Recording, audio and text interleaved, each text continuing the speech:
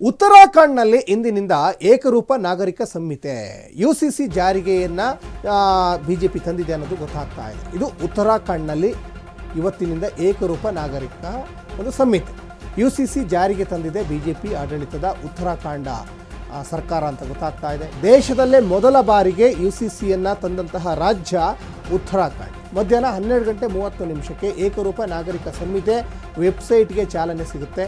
UCC ವೆಬ್ಸೈಟ್ಗೆ CM Pushkar Singh Dhami ಚಾಲನೆಯನ್ನು ಕೊಡ್ತಾ ಇದ್ದಾರೆ. ಇನ್ನು ವಿವಾಹ ಇರ್ಬೋದು, ಡಿವೋರ್ಸ್ ಇರ್ಬೋದು, ಆಸ್ತಿ ವಿಚಾರದಲ್ಲಿ ಎಲ್ರಿಗೂ ಕೂಡ ಒಂದೇ ಕಾಯ್ದೆ, ಎಲ್ಲ ಧರ್ಮೀಯರಿಗೂ ಕೂಡ ಸಂಹಿತೆ ಅನ್ವಯ ಆಗುತ್ತೆ. ವಿವಾಹ ನೋಂದಣಿ ಕೇಂದ್ರದಲ್ಲೂ ಕೂಡ UCC ಜಾರಿಗೆ ಪ್ರಯತ್ನ ನಡೆಸಿತ್ತು BJP. ಆದರೆ ಉತ್ತರಾಖಂಡ್ನಲ್ಲಿ ಈ ಹಿಂದೆ ಕೂಡ ಒಂದಿಷ್ಟು ಸುದ್ದಿ ಆಗಿತ್ತು, UCCಯನ್ನು ನಾವು ಜಾರಿ ಮಾಡಲೇಬೇಕು ಅನ್ನುವಂಥ ಸುದ್ದಿ ಆಗ್ತಾ ಇತ್ತು. ಅದನ್ನು ಇವತ್ತು ಅಧಿಕೃತವಾಗಿ ಅಲ್ಲಿಯ ಮುಖ್ಯಮಂತ್ರಿ ಇವತ್ತು ಚಾಲನೆಯನ್ನು ಕೊಡ್ತಾ ಇದ್ದಾರೆ.